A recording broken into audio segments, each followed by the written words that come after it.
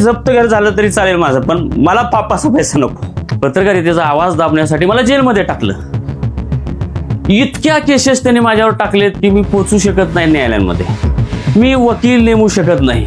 Office बंद पाडलं, पत्रकारिता नष्ट केली. नष्ट करायचा आटोकाट प्रयत्न करतायत. आज जितका भ्रष्टाचारी अधिकारी असेल, जितका भ्रष्टाचारी राजकारणी असेल, तेवढा त्याला मान. ब्रिटिशांनी लोकमान्य टिळकांना देणग्या दिलेल्या आहेत, आगरकरांना देणग्या दिलेल्या आहेत. पुस्तक वाचलं मी हे. तुम्ही देणग्या देत नाही साहेब. पत्रकारिता जगवणे हा सरकारचं धर्म आहे. उलट आम्हीच कसं बसे पत्रकारिता करतोय. मला गुगलने अनुदान दिलं होतं, त्या अनुदानातून मी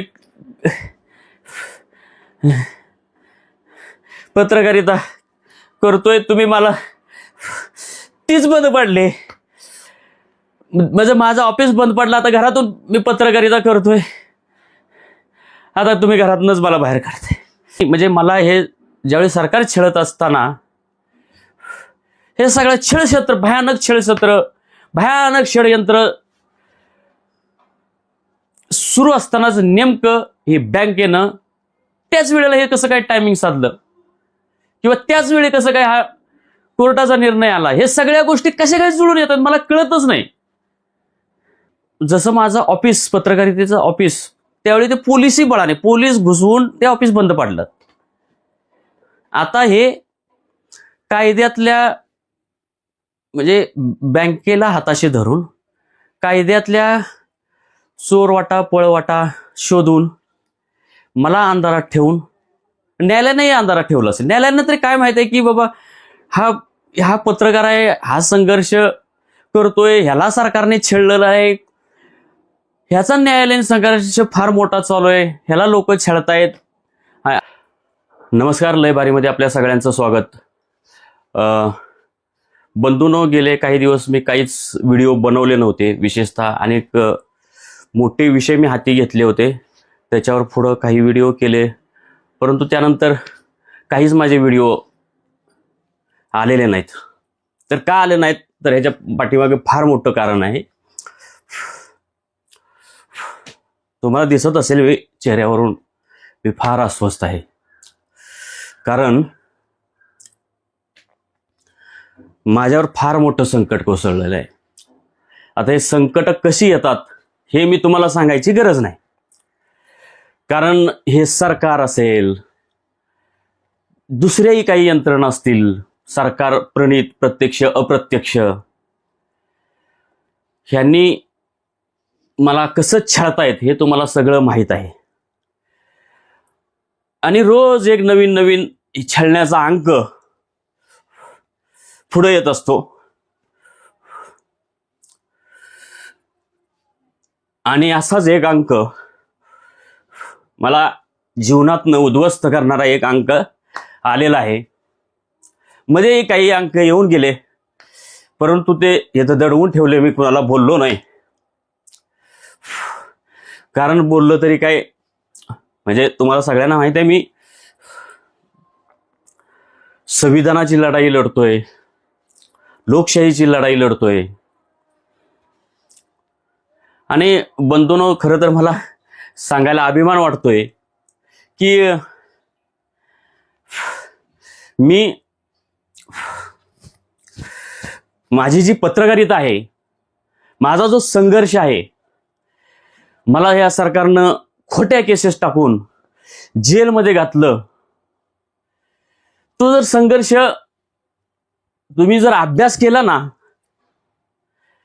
तर तो संघर्ष थेट लोकमान्य टिळक, महात्मा गांधी पत्रकार होते बरं का, जेलमध्ये ते गेले, पत्रकार म्हणून गेले होते. आचार्य यात्रे यांच्याशी तुलना करणारा माझा संघर्ष आहे. म्हणजे मला इतकं महान बनवलेलं आहे या सरकारने. विशेषतः मी जयकुमार गोरे यांचं जाहीर आभार मानतो की तुम्ही मला डायरेक्ट तेवढं मला महान बनवलेलं आहे.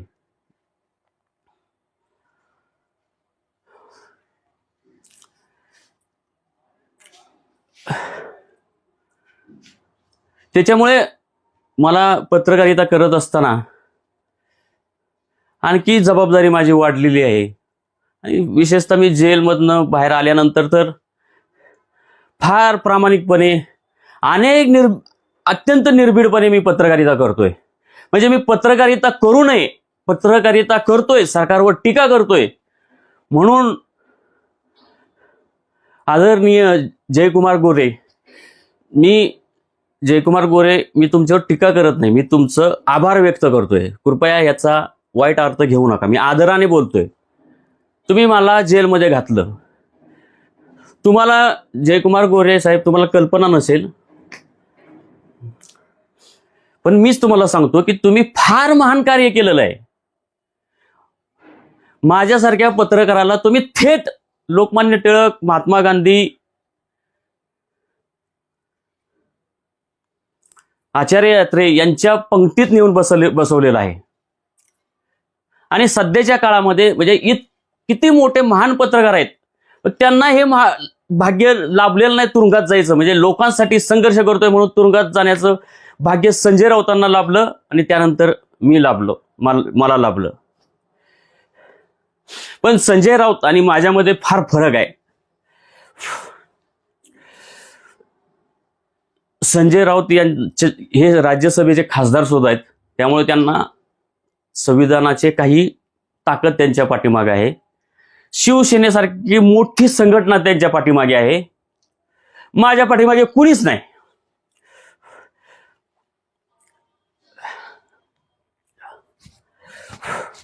मी ज्यावेळी जेलमधनं बाहेर आल्यानंतर मला असं वाटलं होतं की लोकशाहीसाठी लढणारे, संविधानासाठी लढणारे लोक मला बोलवतील, जाणून घेतील.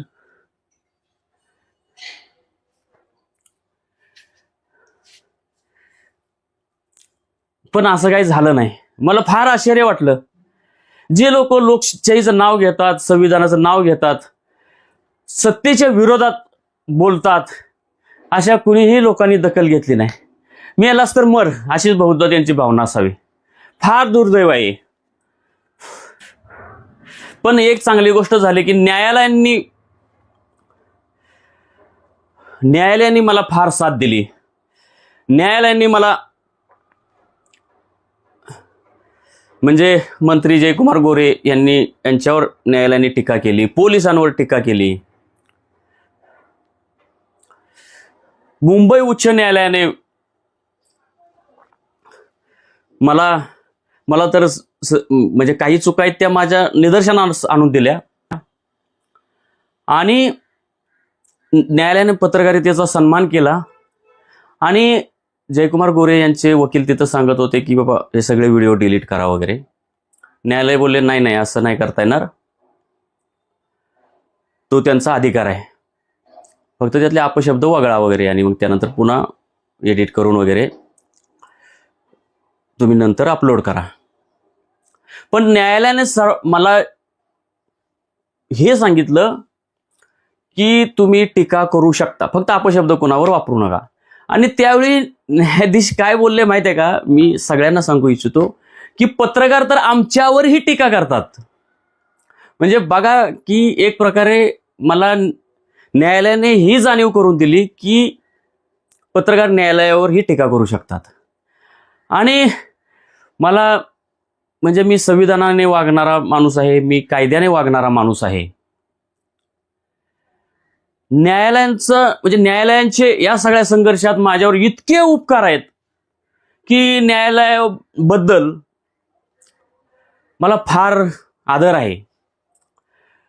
न्यायालयाने जर मला न्याय दिला नसता तर मी आता जेलमध्ये सडत पडलो असतो. कारण सरकार माझ्यावर एकामागोमाग एक खोटे तक्रारी, खोटे गुन्हे दाखल करत होते आणि बाहेर येऊच देत नव्हते. पण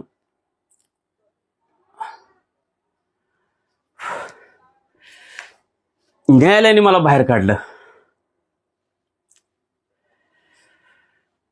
पण बंधूनो, आता जे माझ्यावर जे संकट कोसळलंय त्याविषयी मी सांगतो. म्हणजे ही जी यंत्रणा आहे छळणारी, तर त्यांचा माझ्यावर प्रचंड वॉच आहे. मला कुठं कशात अडचणीत आणता येईल, कुठं पकडता येईल, ते सदैव शोधत असतात. बंधूनो, मी जिथून आता हे व्हिडिओ शूट करतोय ते माझ्या घरातून शूट करतोय. आणि या घरातून म्हणजे हे जे घर आहे हे मला पत्रकारितेमुळे मिळालेलं आहे. 2008 साली काँग्रेस राष्ट्रवादीचं सरकार असताना पत्रकार कोट्यातून म्हणजे म्हाडाच्या लॉटरीमधनं पत्रकारांसाठी आरक्षित असलेल्या प्रवर्गातनं मला हे घर मिळालेलं आहे. म्हणजे आणि हेच माझं एकमेव घर आहे, हेच माझी एकमेव संपत्ती आहे. याच्यापेक्षा माझ्याकडे दुसरं काही नाही. आपण बघत आहात अनेक पत्रकार बंगल्यात राहतात, 4-4 फ्लॅट आहेत त्यांचे. मी तर त्यांच्यापेक्षाही अधिक करू शकलो असतो. खूप ऑफर आल्या होत्या. आता कसं आहे की काही सांगत नाहीत. मी आज मला काय काय कशा कशा ऑफर येऊन गेलेले होते ते मी सांगतो. पाठीमागे मी PWDचा भ्रष्टाचार काढला होता. सकाळमध्ये होतो मी नोकरीला. 1 कोटी रुपये मला देतो बोलले होते, मी ते लाताडले.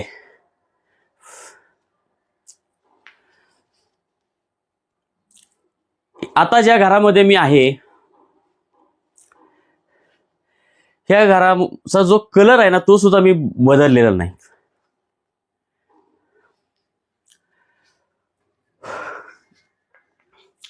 आता हे जे घर आहे हे घर जाते. कसं जाते तर माझ्या घरावर जप्ती आणलेली आहे. वाईट हे वाटतंय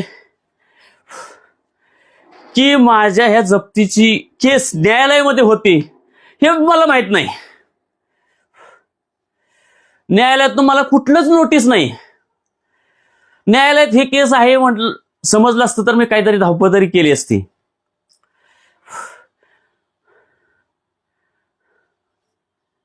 मला माहितच नाही.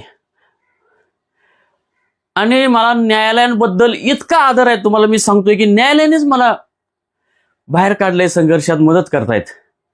परंतु ह्या घराच्या बाबतीत एक न्यायालयांचा वाईट अनुभव आहे. त्या संघर्षाच्या बाबतीत सुद्धा न्यायालयांचा काही वाईट अनुभव आहे, विशेषतः दहिवडी न्यायालयांचा. मुंबई उच्च न्यायालयाने ज्या ऑर्डरमध्ये मला दिलेली आहे त्याची नेमकी उलटी ऑर्डर दहिवडीच्या न्यायालयाने दिलेली आहे. त्या न्यायालयांचा समज आज तागायत मला मिळालेलं नाही, तरी निर्णय ऑर्डर देतात. म्हणजे कसं आहे, जी खालची न्यायालय आहेत ना तर खरं तर आता मी म्हणजे आता मला बोलायचे बरंच, पण न्यायालयांबद्दल वाईट बोलायची माझी बिलकुल इच्छा नाही. खरं तर म्हणजे मगाशी मी बोललो तसं की मुंबई उच्च न्यायालय मला असं म्हटलं की पत्रकार तर आमच्यावरही टीका करतात, तर याचा अर्थ मी न्यायालयांवर टीका करू शकतो. पण तरीही माझी इच्छा होत नाही न्यायालयांच्या चुकांवर बोट ठेवायचं. परंतु माझी जी ही घराची जप्ती किल्ला कोर्ट न्यायालयाने जी दिलेली आहे तिथं मला माझी बाजूच मांडायला संधी दिलेली नाही. तर बंधूनो, मी HDFCचं लोन घेतलेलं होतं आणि पाठीमागं म्हणजे मी सकाळ लोकसत्ताला नोकरीमध्ये होतो. सकाळची माझी नोकरी गेल्यानंतर फार संघर्षाचा काळ होता. आयुष्यातून उद्ध्वस्त केलं होतं मला पत्रकारांनीच. म्हणजे मी नाव बी सांगतो. आणि अनेक पत्रकारांविषयी त्या एका केस संदर्भात माझ्याविषयी फार गैरसमज आहेत. ते राहुल गडपाले त्या माणसाने ते गैरसमज पसरवलेले आहेत. तथ्य फार वेगळं आहे. ते त्या न्यायालयात वगैरे ते कुठं नाहीच, ते फक्त सकाळच्या मॅनेजमेंटलाच माहिती आहे. परंतु त्या राहुल गडपालेने जी माझी बदनामी केलेली आहे खरी खोटी, ते आज तागायत मी ते पुसू शकलो नाही. परंतु जर न्यायालयात गेले ना, पत्रकारांना माझं खरं आव्हान आहे की त्या केस संदर्भात तुम्ही जरा न्यायालयात जा. न्यायालयात ते कागदपत्र घ्या. त्यानंतर तुमच्या लक्षात येईल की तुषार खरातवर किती मोठा अन्याय झालेला आहे आणि आपण त्याच्याविषयी किती गैरसमज करून ठेवलेले आहेत. तर असो, त्याच्यावर मी बोलणार आहे. राहुल गडपाले या विषयावर मी स्वतंत्र व्हिडिओ तयार करणार आहे. आता माझ्या घराच्या जप्तीचा जो विषय आहे तो मी त्याच्यावरच बोलतो. तर अतिशय प्रामाणिक पत्रकारिता करतोय. माझी पत्रकारिता ही थेट लोकमान्य टिळक, आचार्य यात्रे आणि महात्मा गांधी वगैरे असं जे मी बोललो यांच्याशी तुलना करणारी आहे.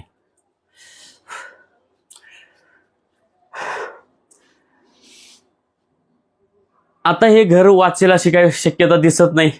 मी रस्त्यावर आलेलो आहे. 23 तारखेला माझी जप्ती होणार आहे घराची. त्यामुळे पण पत्रकारिता मी थांबवणार नाही. ज्या दिवशी म्हणजे इव्हन जे घर जप्त माझं होईल ते सुद्धा मी अतिशय कायद्याच्या चौकटीतून, संविधानाच्या चौकटीतून, त्याचं तुम्हाला अख्ख्या महाराष्ट्राला, माझ्या वाचकांना मी तेही शूटिंग दाखवेन. अभिव्यक्ती स्वातंत्र्य आहे. कायद्याने, संविधानानेच मला अभिव्यक्ती स्वातंत्र्य दिलेलं आहे. जे कोर्ट कमिशन आहे, जे जप्ती करायला येणार आहेत त्यांना अतिशय नम्रपणे मी ते माझं घर त्यांच्या हातात सोपवणार आहे. त्या जे जप्त करणारे येणार आहेत त्यांना सुद्धा अभिमान वाटेल की लोकशाहीसाठी झगडणाऱ्या, संविधानासाठी झगडणाऱ्या माणसाचं आपण घर जप्त करतोय. त्यांचंही भाग्य आहे, ते माझं घर जप्त करायला येत आहेत. आणि ज्या न्यायालयाने माझं घर जप्त करायचा आदेश दिलेला आहे त्यांचं सुद्धा फार मोठं भाग्य आहे. मी त्यांचं फार आभार मानतो की संविधानासाठी झगडणाऱ्या, कायद्याचं रक्षण करणाऱ्या, न्यायालयांविषयी प्रचंड आदर असणाऱ्या व्यक्तीचं घर जप्त करायचा आपण आदेश दिलेला आहे. फार चांगली गोष्ट आहे. मी आदराने बोलतोय, परत परत सांगतो, मला न्यायालयांबद्दल फार आदर आहे.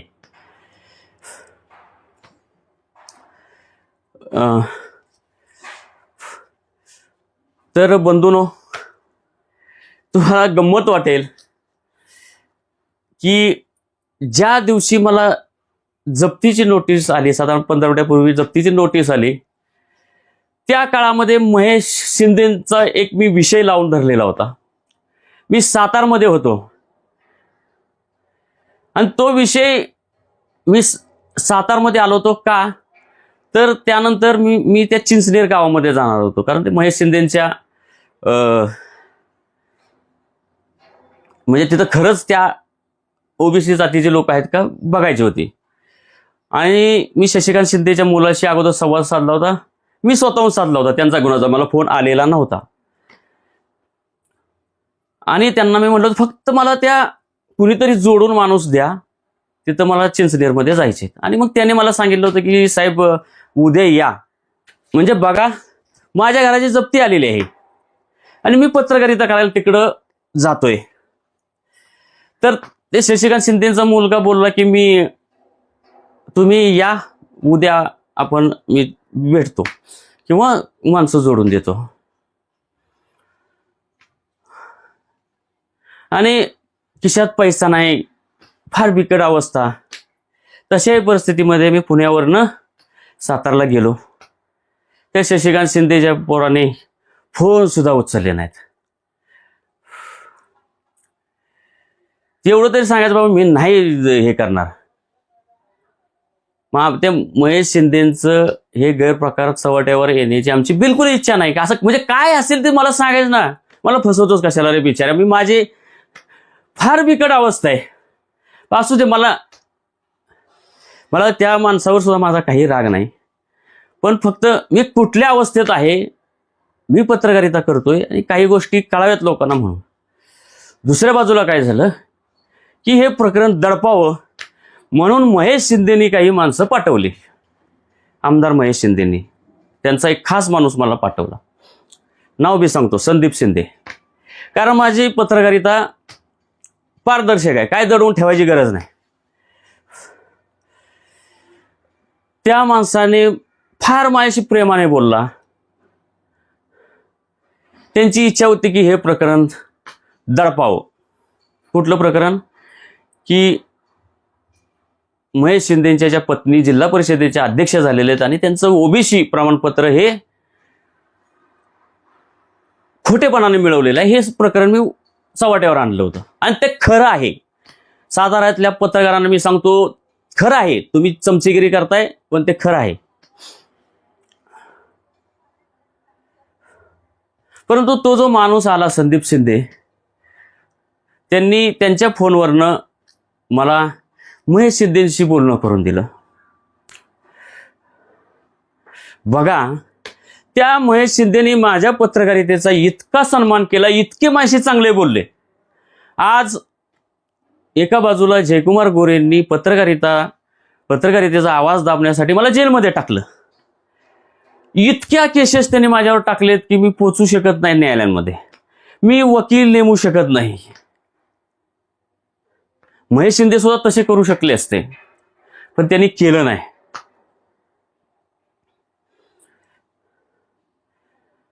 त्यांनी मला ऑफर दिली. बघा, त्यांनी म्हणजे त्या माणसं आणि असं डायरेक्टली इनडायरेक्टली सगळी चर्चा सुरू होती. मी घसा फोडून सांगत होतो, नाही मी असलं करणार नाही, पत्रकारितेशी माझी प्रतारणा करणार नाही. लोकांचा माझ्यावर फार विश्वास आहे, मी नाही करणार.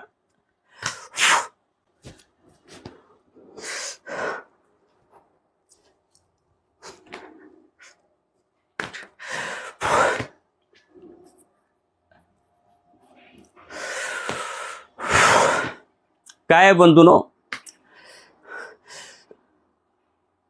ते ऑफर साधारण काय 50-1 लाखापर्यंत असेल. मी महेश शिंदेंना अजिबात बदनाम करत नाही. मला आजच्या घडीला त्यांच्याविषयी माझ्या ह्या हृदयामध्ये फार सन्मान आहे आणि मी त्यांना सन्मान करतोय. माझ्या दृष्टीने तुम्हाला सांगतो, हे मी आगरकरांचं पुस्तक वाचत होतो आणि पत्रकारिता ही कुणी जगवलेली आहे माहिती आहे का? दानशूर लोकांनीच जगवलेली आहे.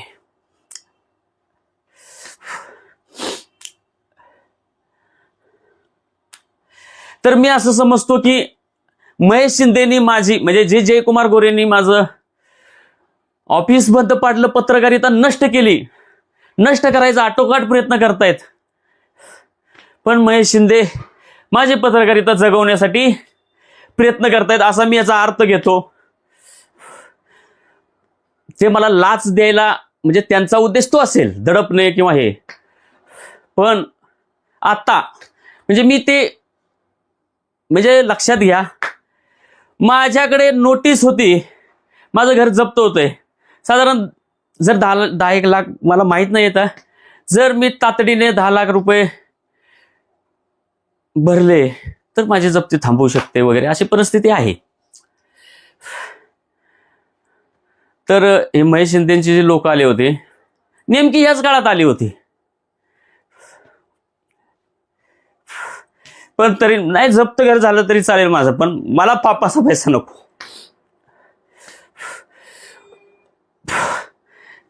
लोकांनी जो माझ्यावर विश्वास ठेवलेला आहे माझ्या पत्रकारितेवर, त्याला तडा नाही जाऊ द्यायला पाहिजे.